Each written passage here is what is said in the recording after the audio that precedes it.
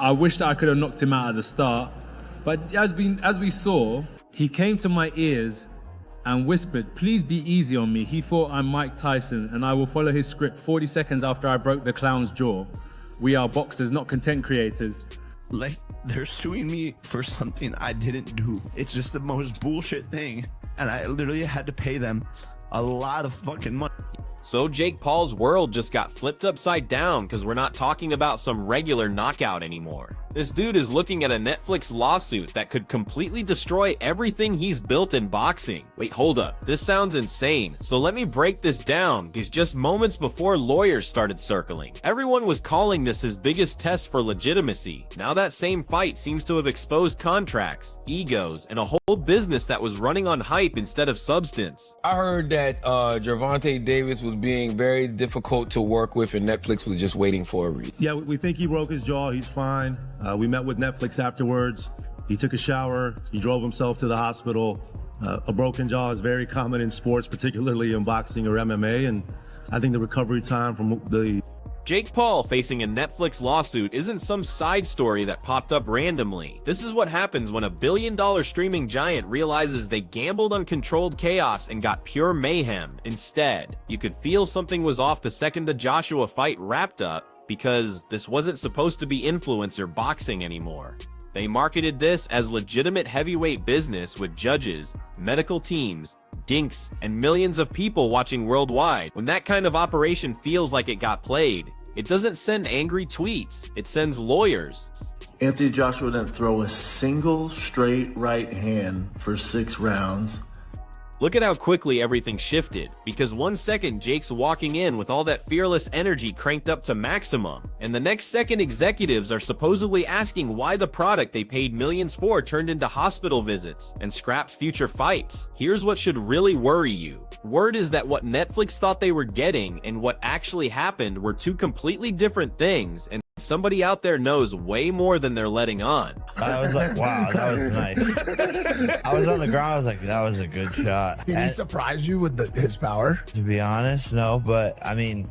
Anthony Joshua didn't just defeat Jake Paul, he stripped away all the protective barriers, and once those barriers disappeared, every promise that came before started getting examined with intense scrutiny. Joshua wasn't some washed-up name or gimmick opponent, he was a fully operational heavyweight destroyer. And the moment Jake started moving defensively instead of attacking, you could watch the fear creeping in slowly but surely until it became unstoppable. Looks like Jake Paul is trying to bait him into something, but he's the one that's hit the canvas twice in this round. Incredible. This is when the skill difference transformed into a public demolition because Joshua never even shifted into high gear. That's actually terrifying because it means the destruction was methodical, not lucky. When a true champion picks patience over putting on a show, it means he already knows how this ends and he's just choosing the perfect moment to make it happen. That moment arrived in round 5 like a blade falling. I love this shit and I'm gonna come back and get a world championship belt at some point. Are you surprised you went 6 rounds with the former 2-time unified heavyweight champion? Honestly, I'm not surprised. I just got tired, to be honest. It was just overwhelming. Those 2 knockdowns didn't just put Jake on the canvas. They shattered the whole fantasy because those weren't fluky punches. They were the inevitable result of exhaustion, panic, and damage piling up. And anybody saying different is fooling themselves. By the 6th round, this wasn't about heart anymore. It was about human limits, and your body never lies even when your image tries to. I'm a little fucked up, but will you take care of me forever and ever? I'm done talking trash at this age. I won't be speaking to you. I think I pissed him off. What were you telling him? I was just saying fuck him. The fractured jaw transformed the entire situation because you can't meme away titanium plates and you can't post your way out of actual bone destruction. Watching Jake attempt to turn hospital footage into social media content was when the audience completely turned on him because real confidence looks totally different from fake confidence. This suddenly felt like borrowed confidence from a system that finally decided to cut him off. Yeah. I just pissed him off. Then he broke my brother's jaw. Yeah, he broke his jaw. Yeah? You don't care. Jake's having a fucking blast. We'll see him back again for sure? Yeah. Here's the explosive issue nobody wants to address yet. Netflix didn't just lose one fight night, they supposedly lost their entire planned future because that canceled Tank Davis fight wasn't just rumors. It was infrastructure, marketing campaigns, sponsors, and financial projections already locked in. And when that gets canceled without discussion, streaming platforms don't call it personal preference, they call it contract violation. Look, it wasn't the best performance. It wasn't the best. The end goal was to get Jake Paul, pin him down, and hurt him. A $100 million lawsuit doesn't spring up from misunderstandings. It comes from solid evidence, and the word intentional showing up in these reports should terrify anyone who knows how contracts work, because intentional means you understood what would happen and chose to do it anyway. If they can prove that, it doesn't just damage Jake, it destroys his credibility with every serious promoter who's watching this unfold. Thank you very much. I'm here with the winner, Anthony Joshua. Anthony, congratulations on the win. How would you describe that fight? Well, first of all, I want to give love to the crowd, everyone that came out.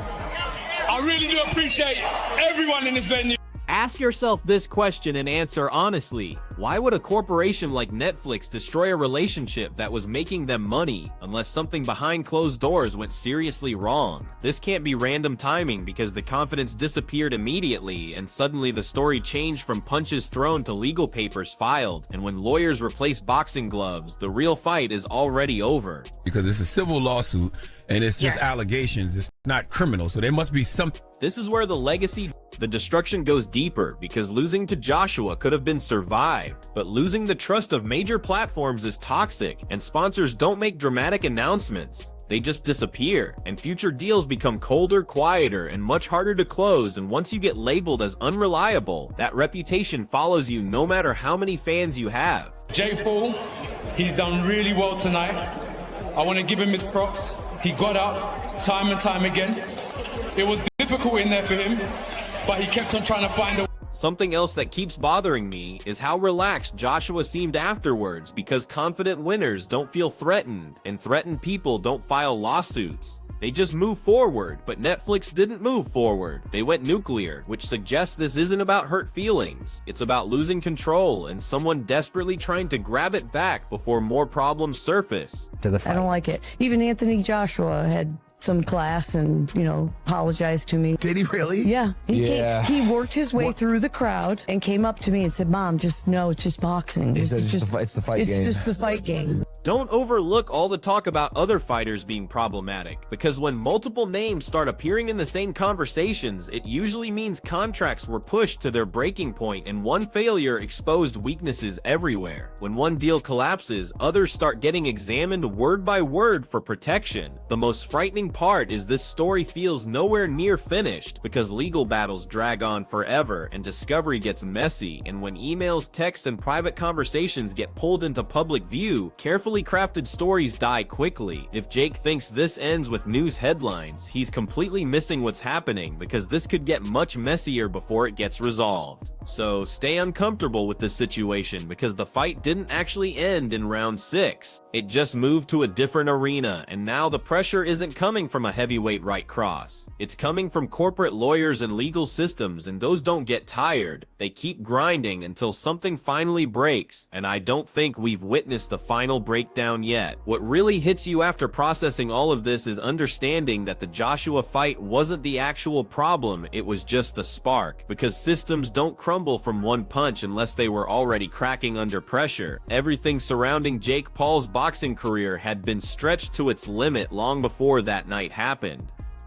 The gap between confidence and actual skill is the common thread connecting everything, because confidence can sell tickets and generate headlines, but real skill is what keeps business partners calm, and the moment Joshua exposed that gap, every stakeholder stopped wondering how big the next event could get and started calculating how much damage control would cost. There's also a huge difference between losing a sports competition and derailing a corporate strategy, because fighters lose constantly, but when a fighter becomes the centerpiece centerpiece of a platform's strategy, their personal choices suddenly carry massive business consequences. Netflix didn't jump into boxing for entertainment or chaos. They entered for reliable profits at scale, and gambling on an unpredictable personality only works as long as that unpredictability stays contained within the sport and doesn't leak into contracts, scheduling, and advertiser relationships. What makes this situation more dangerous is that Jake wasn't presented as some underdog experiment. He was presented as a foundation, a connection between traditional boxing and modern fans, and when a foundation crumbles, nobody discusses how impressive it looked while it was standing. The Joshua fight destroyed the illusion that Jake could guarantee results through training alone, but the lawsuit threatens something much deeper, the belief that he can shape stories after they happen, because legal processes don't care about marketing or spin. Once attorneys take over, everything slows to a crawl, and that slowdown is deadly in combat sports where momentum equals money, because fighters need clarity to prepare properly, fighters need certainty to make plans, and fans need belief to stay invested. Another harsh reality is that wealth protected Jake from facing consequences, and protection like that is dangerous because when actions don't immediately cause pain, the lessons don't stick completely, and that creates a cycle of taking the same risks on an even bigger scale. Joshua represented the athletic limit, but Netflix represents the business limit, and crashing into both almost simultaneously creates a crisis that can't be fixed with promotional videos or social media posts. There's also a transformation happening in how crossover boxing gets viewed, because audiences are beginning to distinguish between novelty and legitimacy more clearly, and once that distinction solidifies, it becomes much harder for future projects to blur those lines again. What's remarkable is how rapidly the conversation shifted, from arguments about Jake's bravery to arguments about his dependability, because bravery is opinion-based, but dependability is factual. Either you deliver or you don't. The lawsuit story recontextualizes the Joshua loss as part of a bigger trend rather than one isolated mistake, and trends are what corporations react to, not single events. This whole situation also reveals how little flexibility exists once you operate at massive scale, because what feels like freedom at a small level feels like chaos when hundreds of millions of dollars are at stake. There's an important lesson here for fighters pursuing fame, which is that fame amplifies failures just as much as it amplifies victories, and the higher you rise, the less tolerance there is for chaos. Jake's brand was built on shaking things up, but shaking things up without foundation eventually frightens the same partners who made it possible, and that's the contradiction he's wrestling with now. The boxing industry has an excellent memory regarding business relationships, and reputations aren't just built in the ring, they're built in boardrooms where choices about future fights quietly happen, and even if the legal drama gets resolved positively, the reputation damage stays because promoters and platforms don't forget who complicated their operations, especially when other options are available. What makes this moment feel incomplete is that it exists where sports, entertainment, and corporate influence meet, and those intersections rarely create simple resolution. The next decision Jake makes will be more important than any social media post or interview, because it will show whether he grasps the magnitude of what he's facing now, or if he still believes noise can replace trust. Right now, the most significant question is whether this